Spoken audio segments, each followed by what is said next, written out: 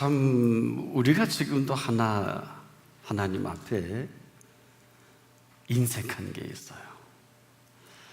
물질이 아니라 바로 이 맡기는 부분이에요. 우리는 참 맡기는 것 같은데 맡기질 못합니다. 근데 이게 얼마나 심각한가 하면 우리가 보기에는 뭐 그럴 수도 있겠다 이렇게 생각할 주제이겠습니다만은 우리를 지으신 편에서 보면 이보다 심각한 게 없어요. 가장 중요한 일이 당할 때 이건 그대로 우리에게 노출이 되는데, 사실은 우리가 생각하는 가장 중요한 일이 있고요, 또 그분이 생각하는 중요한 일이 있는데 이게 엇박자가 이럴 때가 있어요. 그리고 정말 우리가 이 절체절명의 일을 당했을 때 우리는 가끔 섭섭함을 느끼지 않습니까? 하나님 왜 일은 이렇게 이루어 가셨을까? 이해가 되지 않는다. 또 그럴 일이 많이 있고요. 그런데 이 지내놓고 보면 오히려 이루지 않은 것이 더 감사하고 고마울 때가 있어요. 만약에 그대로 됐다고 하면 내가 감당치 못할 이러한 일들을 내가 할 때가 있어요. 이때는 참 많은 생각을 하게 되죠. 아, 믿는데 내가 믿지 못했구나. 또 얼마든지 이루실 수 있는 이 텀인데 그렇게 하질 못했구나. 그러다 보면 내가 중요하다고 하는 것보다 더 중요한 사실을 잊고 살았구나 하고 정리할 때가 있어요.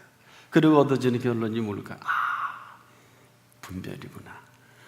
내게 이 분별이 없는 이 한 가지가 많은 이 혼란과 갈등과 번뇌를 하게 하는, 여러분에게 있어서 분별은 어떤 것인가요?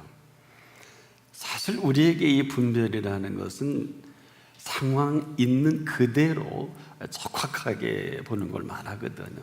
하지만 우리는 지금도 사실 제대로 본다고 할 수는 없어요. 우리가 늘 살아온 상식과 경험과 모든 배운 인문학적인 지식을 동원해서 보는 시각이 있습니다. 틀린 것은 아니지만은 저와 여러분에게는 이보다 더 분명한 사실이 있어요. 이게 이제 우리에게 심각한 겁니다. 그래서 우리가 보는 현실이고 사실은 감추어진 이 사실은 사실 그대로 우리에게 아직은 노출되지 않은 부분이기도 합니다. 이걸 우리에게 보여주고 싶어 하시고 이 일을 우리가 감당하기를 원하시는 일들이 얼마나 많은지 몰라요. 그러나 이것은 꼭 지내고 나서 우리가 알게 되는 이 안타까움이 있어요.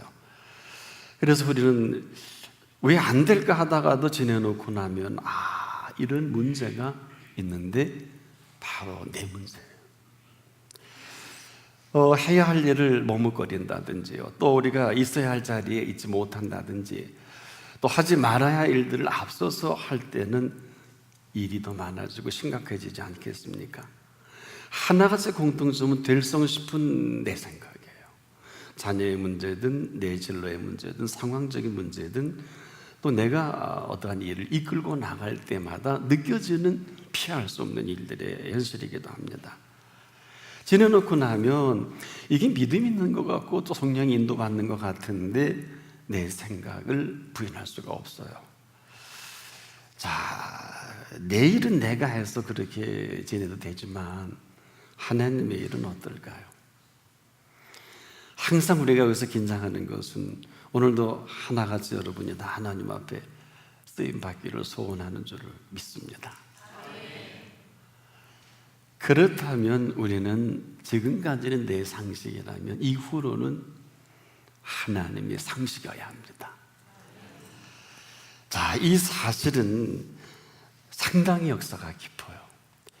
여러분, 출애굽한 이스라엘에게 있어서 상식은 뭘까요? 그들에게 있어서 범사는 뭘까요? 이제 우리가 이 심각함을 얘기하지 않을 수 없는 것은 애굽에 무려 430년 동안 아주 익숙해진 삶의 윤리라면 윤리고 습관이라면 습관이고 저들이 오래도록 익숙하게 살아왔던 삶의 관성이 있지 않을까요? 출애굽한 이후에 어마어마한 10가지 재앙 속에 마지막 장자 재앙, 어마어마한 재앙으로 애굽을 나왔으면서도 이들이 아직 정리하지 못한 이 안타까움이 몇 날 못해서 이렇게 드러납니다. 하나님 매우 기쁘셔서 이제 그들을 하나님이 준비한 그 유명한 젖과 꿀이 흐르는 땅으로 인도하고 싶으셔서 가나안 땅을 준비하셨지 않겠습니까?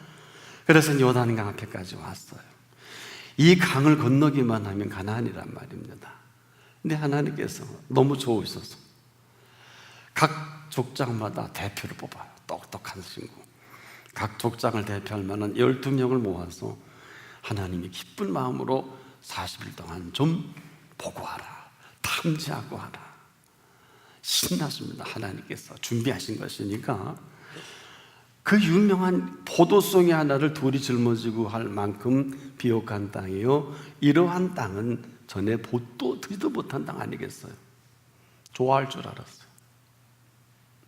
그랬더니 실컷 40일 동안 볼 거 안 볼 거, 먹을 거 안 먹을 거 다 먹고 와서 이스라엘 백성에게, 그래도 족장이니까 일반 사람이 아니니까 하나님의 마음을 읽고 그들의 분별력을 가지고 얘기할 줄 알았잖아요. 근데 이게 웬걸요?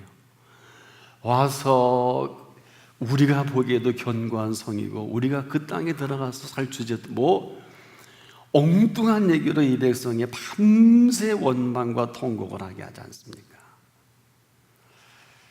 자, 하나님이 난감해지셨어요. 이럴 수 있을까? 이 가나안을 위해서 이스라엘 백성이 수고하는 게 하나도 없는데, 그들의 공로는 하나도 없는데, 출애굽 이후에 그들이 농사를 지은 일도 없잖아요. 옷을 해입거나 직장 생활하거나 어디 가서 무슨 회사를 경영하거나, 그런데도 하루도 빠짐없이 하나님이 먹이시고 입히셨잖아요. 그렇게 하리라 모르신 건 아니겠지만 그래도 이 백성이 워낙 430년 동안 준비된 건 종살이에요. 여러분, 우리가 생각하는 종이 아니라 노예는요, 자식도 노예고 며느리도 노예고 사위도 노예고요, 자자손손 노예예요. 그래서 노예는 소유권이 없어요. 언제 내 며느리, 내 딸이 어떤 모습으로 팔려나갈지, 몇 번 남자를 거칠지, 몇 번 여자를 거칠지 아무도 몰라. 노예는 당나귀와 같이 취급을 했어요. 당나귀 새끼 나서 파는 거나 사람이 사는 흐름이 똑같이 여겼다. 우리가 생각하는 노예가 아니에요. 우리가 일제 강점기 생각을 할 수 있는데 그 정도가 아니에요. 이러한 정말 완벽한 노예는 조상 대대로 노예입니다. 그러다 마지막에 하나님 앞에 정말 이 고통과 고뇌 속에 노예로서의 비참한 삶을 하나님 앞에 아뢰일 때 건져내신 거 아니에요. 그런데 지난번에도 한번 언급을 해드렸습니다마는 애굽을 가서는 안 될 애굽을 간 사실이 있다 하고 말씀을 드렸지 않습니까? 그럼에도 불구하고 하나님은 건져내셔서 그 아름다움을 보여주셨는데 여기까지예요. 보여주신 이 백성이 안 되겠다. 그래서 다시 리턴하잖아요. 이게 40년이에요. 이게 40년입니다. 지정학적으로 한 보름, 2주 남짓하면 남녀노소가 걸어갈 수 있는 가나안이에요. 이게 뭘까요? 가나안을 들어갈 준비가 되지 못한 이 백성을 다시 리턴해서 뱅뱅 돌리지 않습니까?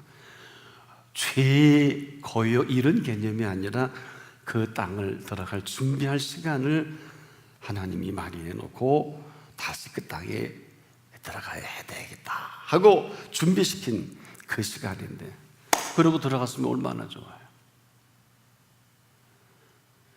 이들에게 무슨 어마어마한 죄를 져서 어마어마한 일을 터뜨려서가 아니라 그들이 보았던 범사와 하나님이 보신 범사의 흐름이에요. 그들이 본 범사는 항상 불만이에요. 항상 원망과 그 이후로 불평은 큰 주제가 돼서, 여러분, 늘 이렇게 설교하지만 이스라엘 백성이 출애굽한 과정이나 이 모든 걸 볼 때 주제가 불평할 주제가 됩니까? 뭘 했다고? 원망할 주제가 될까요? 뭘 했다고? 돈을 벌어 오라 그래요. 농사를 지어라 그래요. 사업을 하라 그래요. 뭐 소득의 11조를 하라 그래요. 주회를 하라 그래요. 뭐 사실 나오라 그래서 나온 것이 전부이고 그 광야를 아십니까? 광야는 바다와 우리가 지정학적으로 같이 봅니다. 여러분, 광야가 얼마나 무서운 것이냐면, 광야는 사실 우리나라는 이 광야가 없기 때문에 광야에 대한 이미지가 잘 선뜻 나타나지 않죠. 이 광야는 사실 사막을 의미해요. 거긴 뱀과 전갈이고요. 이 사막에는 바다를 항해하는 오대양과 같아서 사막을 한번 들어가면 당시에는 사망입니다. 혹시 이런 얘기 들어보셨나요? 사막에서 왜 신기루를 만나면 사람이 사망하느냐? 사막 가운데에서 내가 곧바로 가는데요, 하루 정도 가게 되면 회귀 본능 때문에 제자리로 온다 그래요. 그러나 사막은 모래이기 때문에 전혀 표시도 할 수 없고, 바람이 불거나 그러면 어떤 표시도 없지 않습니까? 그래서 뱅뱅 돌다가 굶어 죽든지 길 못 찾아서, 그리고 사막의 신기루 현상, 저도 본 경험이 있습니다. 바다같이 보이지 않습니까? 가면 갈수록 사막은 끝도 없이 보이는 이 사막의 삶이란 말이에요. 우리가 생각하는 광야가 아니에요. 거기는 뱀과 전갈이고 위험과 항상 예측할 수 없는 기후들이 사람을 살 수 없게 만드는 것입니다. 그래서 모세라도 정말 없다니 살 수는 없어요. 그런 속에 그들이 살면서 그들의 그런 액션을 취한다는 것은 정말 어떻게 보면 있을 수 없는 일 중에 하나이기도 합니다. 그런데 하나님께서는 그럼에도 불구하고 하나님이 준비하신 그 땅을 그들에게 드리고 싶은데, 이들은 40년 동안 돌아도 철이 안 들었어요. 여러분 혹시 기억합니까? 12명의 정탐꾼들이 내내 보고하수 원망과 그리고 낙심하고 이 백성을 밤새 통곡하게 만들 때 여호수아가 무슨 얘기를 했어요? 하나님이 우리를 기뻐하시면 그는 하나님께 초점을 맞춰요. 결코 여호수아가 대단한 사람은 아니에요. 물론 모세를 수발들었던 좋은 그에게 인센티브가 있긴 하죠. 남이 하지 못했던. 그럼에도 여호수아나 갈렙은 그렇게 대단한 인물이 아니에요. 모세만 해도 아시지 않습니까? 모세가 실수 많이 했잖아요. 믿음 없는 소리 많이 했어요. 모세도 80년 동안 트레이닝 받았던 모세가 완벽하지 않아요. 아니, 하나님 보시기에 합당치 못해서 어려운 일 겪었지 않습니까? 오죽이나 하면 그 얻고 키워낸 미리암이 누님이 지적을 했잖아요. 네 잘못했다. 그러다가 문둥병 걸리지 않습니까? 다행히 모세 기도를 회복할 정도로 그래도 하나님은 모세의 손을 들어주셨어요. 참 어려운 문제들입니다. 여호수아와 갈렙이 우리가 생각하기에 참 대단한 인물 같아 보여도 그들이 아무리 대단해도 모세만 하겠어요. 무슨 얘기냐? 그 뒤로 여호수아와 갈렙은 실수와 부족과 허물이 많으다. 항상 결론은 살아계신 하나님 앞에서 언제라도 이게 여호수아하고 갈렙입니다. 지금도 우리가 하나 모르는 사실이, 왜 저 사람 저런 어마어마한 일들이 하나님 역사 안에 있는데 나는 왜 이럴까? 아주 작은 차이예요. 따라해봅시다. 그럼에도 불구하고 누가 뭐라고 해도 하나님이 우리를 기뻐하시면 저들은 우리의 밥이다. 이건 제 얘기가 아니에요. 성경에 기록되어 있는 얘기이기 때문에 듣기 싫으셔도 그냥 들으세요. 저들은 우리의 밥이라. 하나님이 그 고백을 그대로 받으시고 그 십자가상의 우편 강도가 고백을 할 때 그 고백을 들으시고 그 마지막 숨 넘어가는 순간에도 그 흉악한 강도에게 오늘 네가 나와 함께 나고네가 있으리라. 어마어마한 얘기 아니에요. 이걸 무슨 인문학적으로, 윤리적으로, 도덕으로 뭘로 우리가 이걸 정리해서 받아들일까요? 고백이에요, 고백. 제가 오늘 한번 묻겠어요. 여러분에게 있어서 가나안은 어디입니까? 오늘 이 시대에 21세기에 여러분에게 있어서 우리가 정탐한 땅이 있다면 어딜까요? 한번 한 분 한 분에게 오늘 물을게요. 여러분이 정탐한 땅은 어디이고 여러분에게서 가나안은 어딜까요? 자, 제가 이렇게 묻는 것은 몰라서도 아니고 유추할 수 없어서가 아니라 사실은 하나님께서는 우리에게요 보일 만한 모든 것들은 다 보여주셨어요. 우리가 지금 가나안을 모른다고 하면 안 돼요. 왜일까요? 이 가나안의 주인 되신 분이 이 땅에 오셨잖아요. 그렇지 않습니까? 가나안의 주인이 이 땅에 오셔서 보일 만한 모든 것들을 다 보여주신 3년의 공생이 아니겠습니까? 우리가 아는 대로 한마디로 예수님의 공생이라는 것은 가나안을 지으신 분이 이 땅에 오셔서 천국의 윤리를 정확하게 보여주신 3년입니다. 그 사실들을 낱낱이 보여준 인류 역사예요. 장님이 시각장애인이 눈을 뜬 일은 없었어요. 예수님 오시기 전까지는. 시각장애인의 장애를 벗어준 것이 중요한 게 아니라 하나님이 지으신 세계를 보게 하신 겁니다.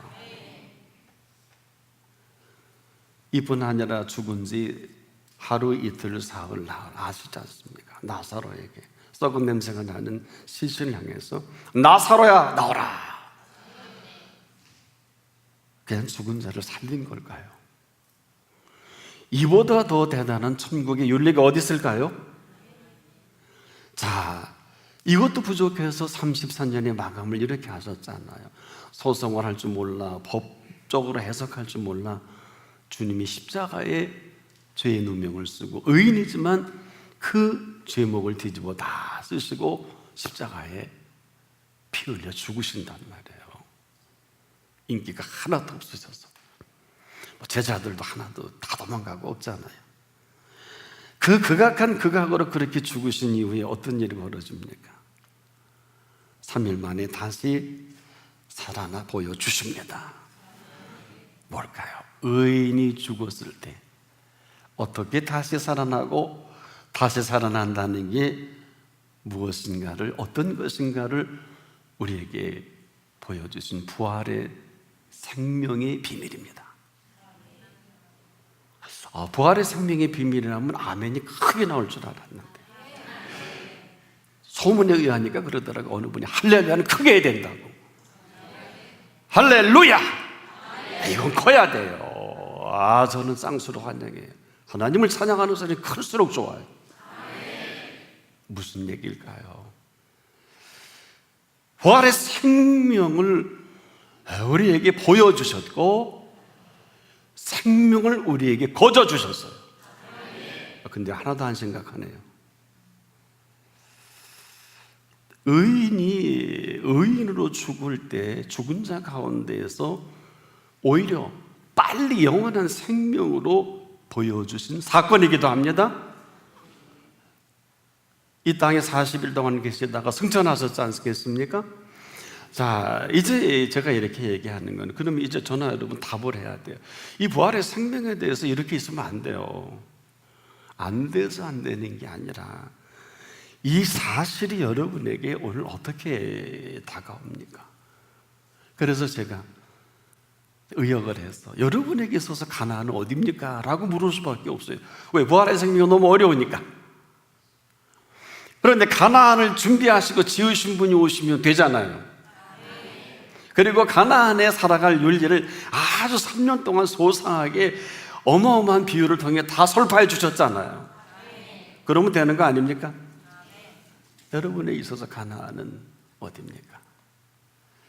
우리가 정탐한 땅은 또 어떤 건가요? 바로 이 3년 동안 우리에게 보여주시고 하나님으로서 나타내실 만한 일들은 다 나타내 주셨죠.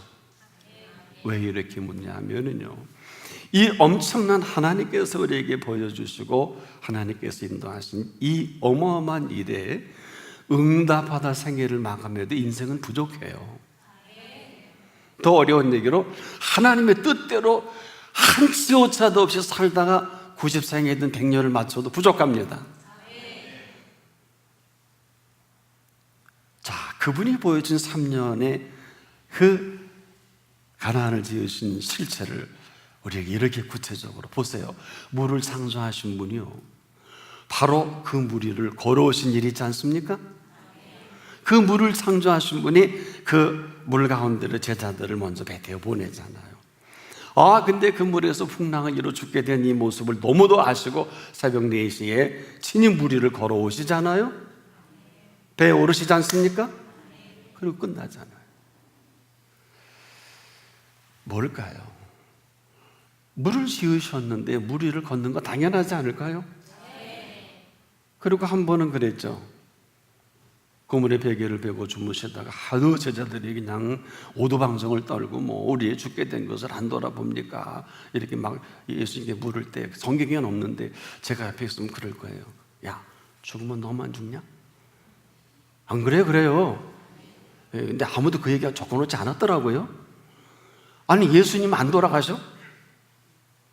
그래서 참 설교를 잘해야 될 것 같아요. 어느 방송 설교를 들어보니까 여러분 지금도 예수님을 깨우러 갑시다, 아주 유명한 목사 설교하길래, 자, 우리 한번 편하게요. 수수께끼는 아닙니다.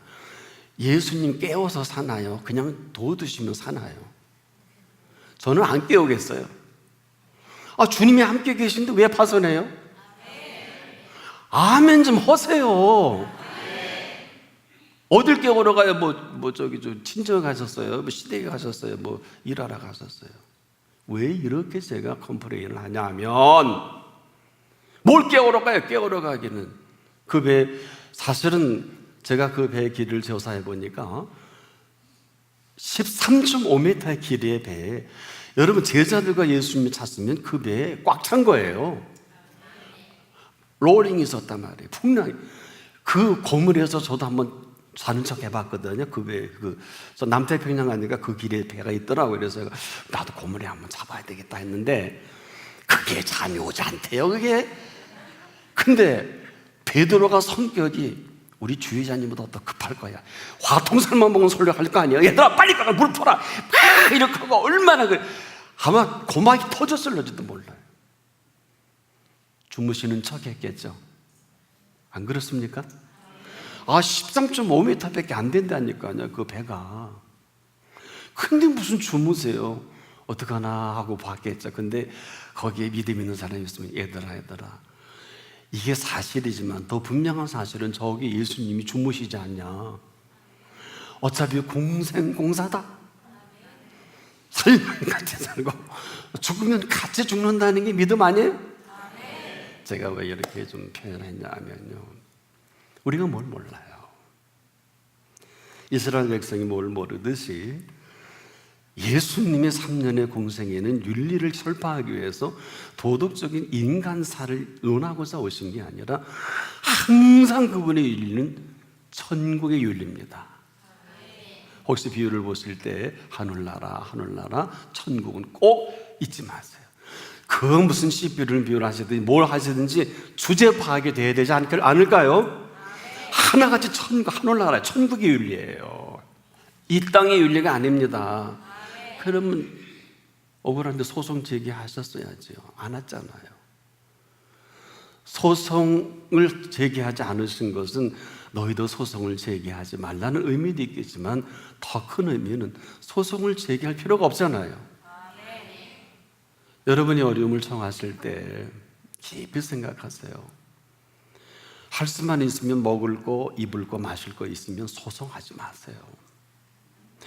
나 오늘 소송하려고 그랬는데 저게 하나님 응답일까? 아닐까? 아니요. 차라리 소송할 필요가 없는 삶을 선택하십시오. 하든지 안 하든지 알아서 하시고요. 제가 이렇게 말씀을 드리는 것은 오늘도 여러분에게 가나안은 어디입니까? 라고 이렇게 여쭌 것은 우리가 예수님이 할 줄 몰라서 소송 제기 안 하신 게 아니라 할 필요가 없어요. 그리스도인은 지금부터 하나님의 인도를 받고 하나님의 풍요롭고 넉넉한 이 풍요를 누리다가 생애를 마감해도 부족해요. 소송을 제기해서 법정에 치사하게 예수 닮는 판사와 법관들 앞에서 재판을 받을 이유 없어요. 저도 교회 짓다가 한번 끌려간 일이 있어요. 피고 오노 근데 기분 되게 나쁘대요. 교회 짓다가 이상한 친구가 이상한 짓을 해서 한번 끌려간 일이 있어요. 그 친구가 이렇게 돈을 따로 해먹어갖고 어떻게 책임자니까 한번 서본 일이 있는데 나는 피고 오노 목사 그럴 줄 알았어요. 피고 오노 이렇게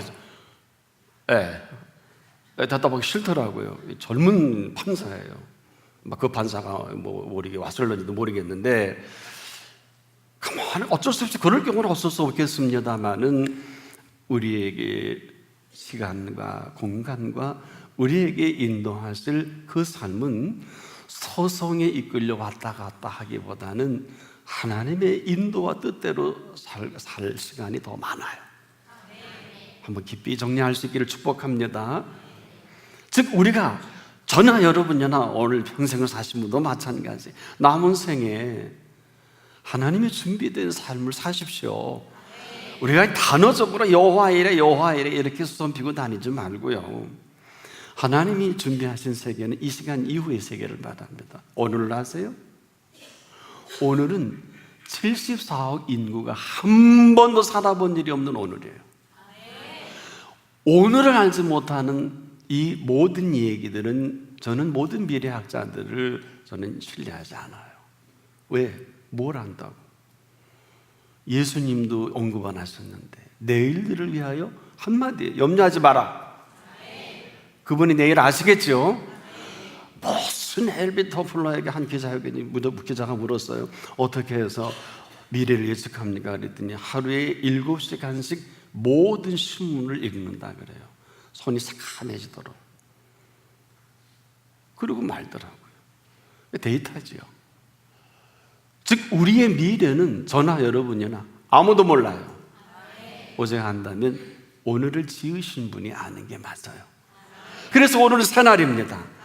천하 없는 사람에게도 새날이에요. 오늘은 새날로 지으신 분 앞에서 살아가기도 버거워요. 그래서 우리가 아침 해가 떠오를 때 이 새로운 어마어마한 이것은 오케스트라의 창조의 교향보다 더한 거예요. 이 아름다운 창조를 아무도 죄인도 좋은 사람도 나쁜 사람도 이날은 새날이에요. 제가 이렇게 말씀드린 이유는 먹을 거 입을 거 마실 것이 있으면은요 소송 제기하거나 그 엉뚱한 사람들에게 시간 허비하지 않기를 축복합니다. 쾌락이 뭔지도 모르고 남자를 6번째 만나서 하는 그 여인을 만나줬잖아요. 그러다가 실학을 만나서 물독을 내던지고 쾌락에 빠진 6번째 남자를 살다가 내가 있는 그 남자도 네 남편이 아니니라 예수님 먼저 지적했어요. 맞다고. 우리가 하면 쾌락이지만 그분이 허락하시면 실학입니다. 천국의 윤리로 살아갈 길을 열어주신 것입니다. 지금도 우리가 시간과 공간의 개념을 우리가 아는 시간의 공간의 개념이 이게 전부지만은 주님이 시간과 공간을 이렇게 만드셨잖아요. 시간을 아웃한 나인성과 외아들이 관을 메고 갈 때 막아섰잖아요. 그리고 뭐라 그래요? 관에 손을 대시고 청년아 일어나라. 더 정확한 표현은 청년아 내가 네게 말하노니 일어나라. 그리고 일어나서 끝난 시간을 다시 살지 않습니까? 이보다 더 정확한 시간과 공간을 창조하시면 어디 있을까요? 즉 우리가 지금도 이 시간과 공간의 개념이 물리학적으로 보는 개념이 있겠습니다만은 죽은 사람에게 완전 끝난 시간과 공간에게도 그에게 그 길을 열어주신 시간과 공간의 주인이십니다. 그래서 우리에게 이런 시간을 지금 특정인에게만 해당되는 것이 아니라 오늘도 하나님의 시간 속으로 들어오세요. 예수님의 시간은 창조의 시간이에요. 예수님의 공간은 온 피조세계입니다. 그래서 친히 하늘의 개념과 땅의 개념을 말씀해 주셨지 않습니까? 하늘은 내 보좌요, 땅은 내 발등상이라. 어려운 게 아니에요. 그분을 믿지 않아서 그렇죠. 이 개념은 지금도 우리에게 보여주신 젖과 꿀이 흐르는 땅과 우리가 살아야 할 가나안의 공간을 익히 아주 현상학적으로 보여주신 가나안이요, 준비하신 젖과 꿀이 흐르는 땅입니다. 지금도 하나님을 사랑하는 자들을 예비해 놓으신 것이 아세요? 눈으로도 보지 못하고 귀로도 듣지 못하고 사람의 마음으로도 생각지 못하였다 함과 같은 이후의 시간입니다. 삶의 관성 때문에 이스라엘 백성은 430년 동안 살았던 이 삶의 관성으로, 습관으로 그냥 상황적으로 속상한 소리 막 합니다. 아니, 그래 결국 하나님 거역해서 그들이 다 망하고 죽은 게 아니라 모세를 거역해 죽지 않습니까? 그렇지 않습니까? 누구 순종해서 출애굽했을까요? 모세를 통해서 하나님의 역사의 비밀이 있지요. 대단히 심오한 뜻이 있어요. 모세를 통해서 반석에 물을 내게 하신 거 아니에요?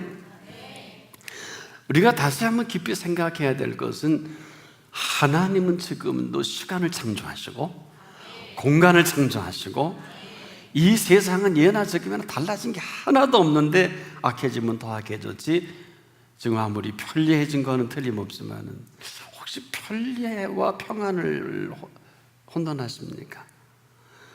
여러분, 이 편한 것은요, 명심하십시오. 곧 불편해집니다. 그리고 불안해집니다. 편안한 것은 그래요. 그러다가 어디까지 갈까요? 편안한 사람은 곧 불편함을 느끼게 되고 곧 불안해지고 그 결과는 어떨까요? 이제 혼란 속에서 이 편안에 대한 것을 유지할 수가 없어요. 편안해 보면 알아요. 근데 우리 모두가 추구하는 게 편안인데 이것은 우리가 만든 모든 삶의 정서라면 평안은 뭘까요? 이 땅에 없어요. 위로 주어집니다. 더 정확하게 평안은 하나님이 통치입니다. 그래서 예수님이 평안을 너에게 주노라. 내가 주는 건 세상이 주는 것 같지 않다. 너는 마음에 근심도 말고 염려하지도 말아라. 이게 우리의 모습 아니에요. 이 평안은 평안해 평안해 이렇게 노래하는 평안이 아니고요, 이 평안은 하나님의 통치입니다. 삶 전체가 평안 이전엔 현상학적으로 휘둘려서 이것도 염려하고 저것도 고민하고 자식도 내 자식인 줄 착각을 하지만 평안이 오면 네 자식이냐 내 자식이냐, 평안이 오면 네 거냐 내 거냐 계속 물으세요. 여러분, 자녀가 내가 낳았으니까 내 자녀는 맞는데 하나님이 물으실 때는 주신 자녀 아닙니까? 그래서 걷어가는 거예요. 걸어가는 거예요. 아셔야 돼요. 지금도 내 자녀는 내가 책임지지만 하나님의 자녀는 하나님이 책임을 지시는 것을 말합니다. 이스라엘도 마찬가지입니다. 세상 모든 풍파에 휘둘리는 것은 내 몸, 휘둘리는 가운데서도 넉넉히 사망의 음침한 골짜기 가운데서도 넉넉히 살아가게 하시는 그 평안은 그분의 통치입니다. 그분의 통치입니다. 그의 경험한 다윗이 유명한 그 고백을 하신 거 아니에요? 내가 사망의 음침한 골짜기를 다닐지라도 해바둠을 두려워하지 않을 것은 뭘까요? 주께서 나와 함께 하심이라. 그가 주님을 여호수아처럼 그분을 향해 있을 때와 세상을 향해 있을 때 극과 극으로 나누는 거예요. 범사가 어떨까요? 이스라엘에게 있어서 범사는 한 보름만 지나면 젖과 꿀이 흐르는 땅을 들어갈 하나의 통과의 예배밖에 안 됩니다. 우리가 꼭 가나안을 가야 된다 이런 개념이 아니라 언제 이스라엘이 가나안 알았나요? 하도 모르니까 하나님이 12명 족장들을 불러서 야 이렇게 좋아 가봐 그랬더니 헛소리하고 있는 이스라엘 백성 아니에요. 여러분, 왜 순종이 위대한 삶의 오묘함과 신비로움일까요?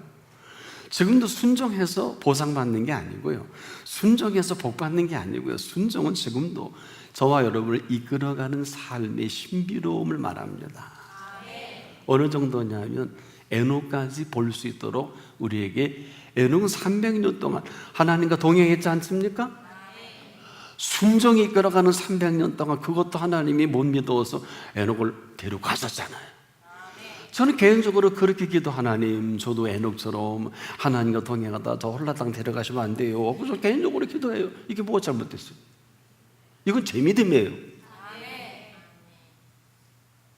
목회자라서가 아니라 하루 눈을 떠서 감을 때까지 하나님의 뜻으로 인도받기도 복이 없더라고요. 더 정확히 말씀드릴게요. 그 평안과 기쁨 속에 요즘 구름이 얼마나 끝내줘요? 저는 남태평양에서 세미나도 많이 하고 남태평양을 자주 가서 남태평양의 구름이 어떤 거예요? 제가 보증할게요. 요즘 우리 한국의 가을 구름이요, 남태평양보다 아름다워요. 네. 아름답다면 아름다운 줄 아세요. 이상한 눈으로 보지 마시고. 그리고 얼마 전에 우리 교회 천사가 이렇게 십자가 옆에 있는 거 찍어서 한번 보여드렸잖아요. 천사가 날개를 펴고, 지난 주일 날 9시 몇 분일 거예요. 궁금하시면 방송실에 연락하시라. 런던에 나타난 예수님의 모습보다, 형상보다 더 정확한 천사의 형상을 촬영된 일이 있어요. 뭐 굳이 비교하는 건 아니에요. 그러나 사랑하는 여러분, 오늘 그렇게 해서 예수님이 함께 하신 거나 천사가 수종을 드는 게 아니라 이 가운데 하나님의 영이 함께 하십니다. 부활하신 예수 그리스도의 그 부활의 생명의 영이 함께 하십니다. 성령이 주도하십니다. 천사는 이 모든 것을 수반하려고 준비하고 있어요. 복음이 뭐예요?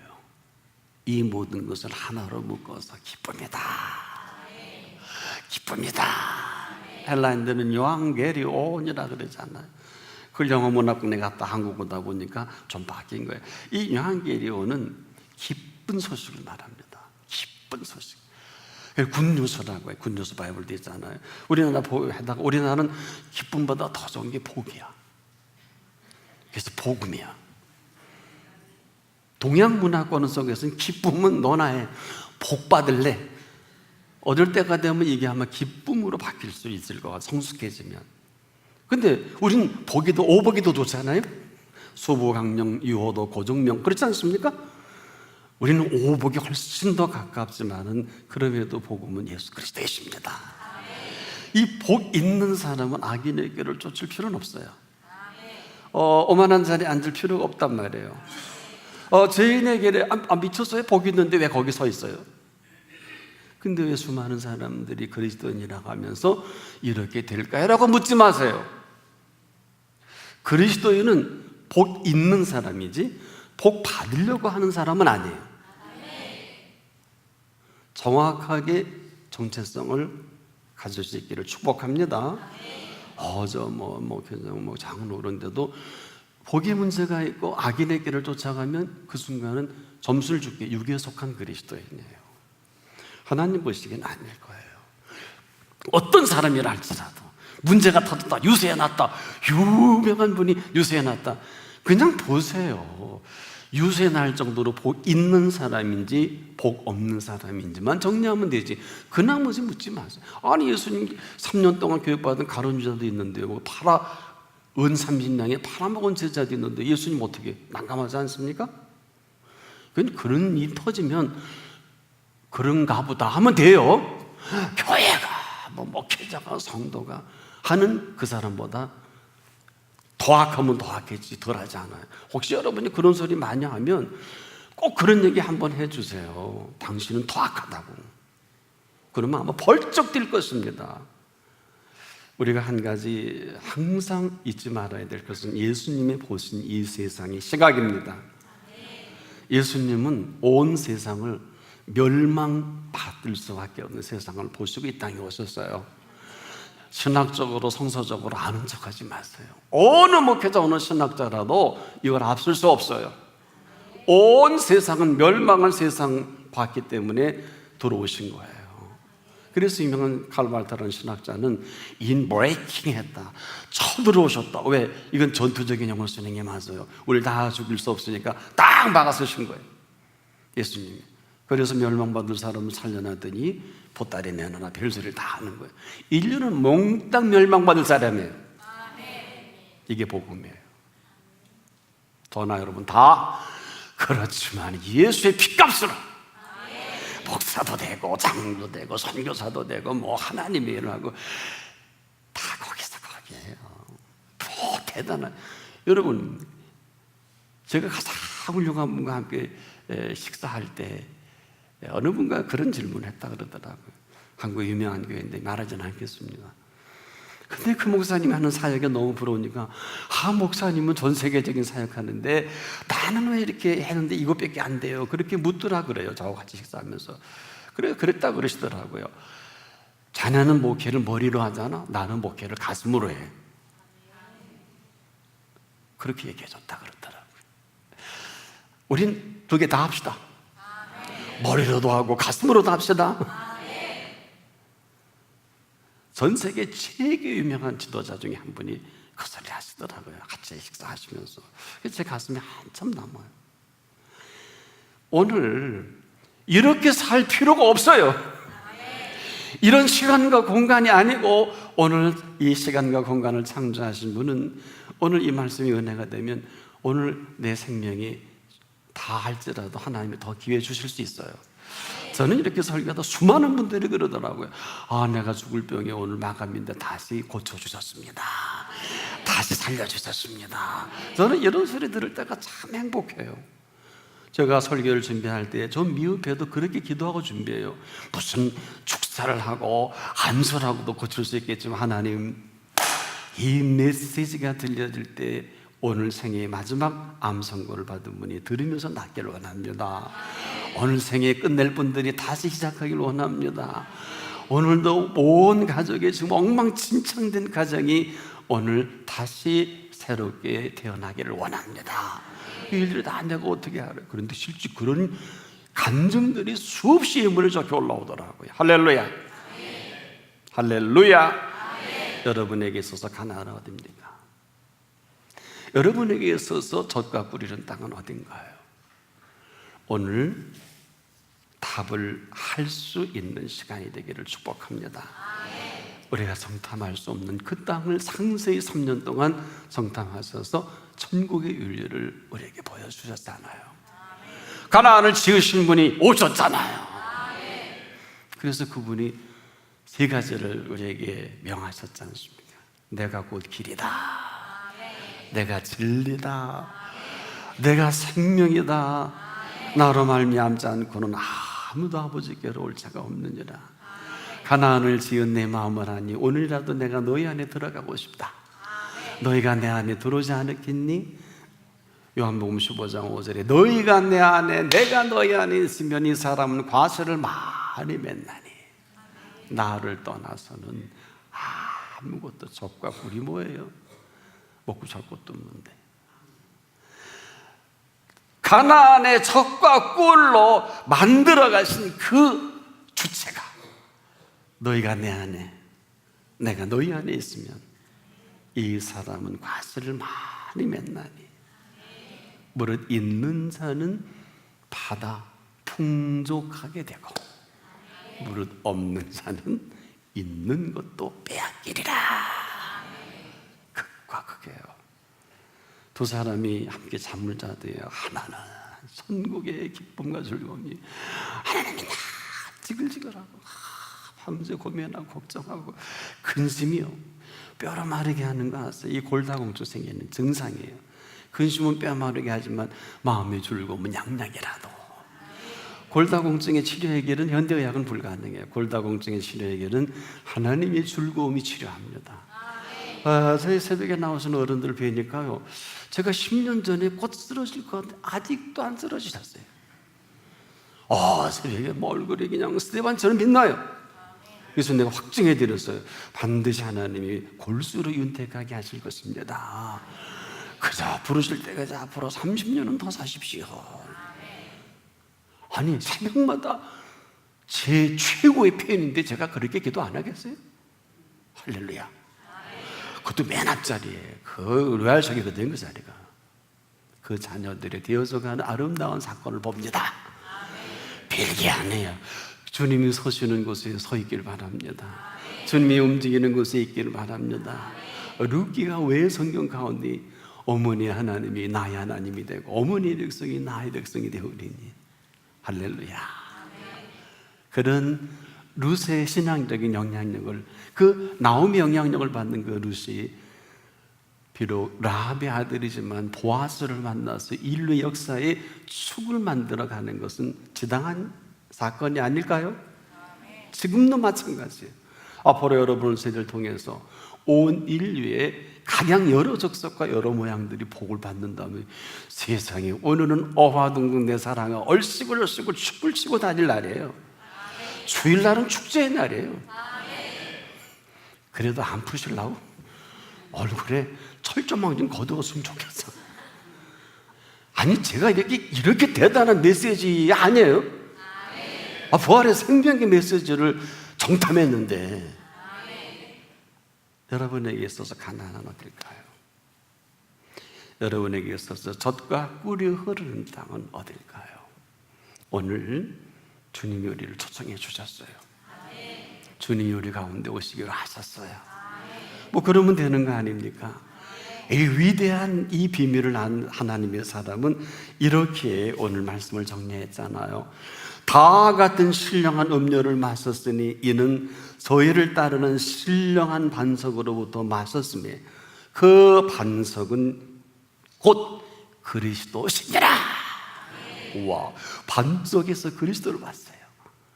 광야 반석에서 이스라엘 백성의 가란목을 치일 때 하나님의 사람은 예수 그리스도를 본 것입니다.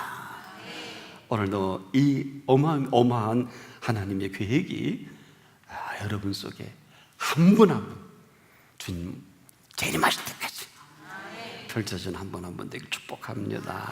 기도하겠습니다. 오늘 저희들에게 이 놀라우신 은총 가운데 우리를 초대해 주신 것 감사합니다. 우리 한 분 한 분 또 다른 준비한 생애가 활짝 펼쳐지게 하옵소서. 예수 그리스도 이름으로 기도합니다. 아멘.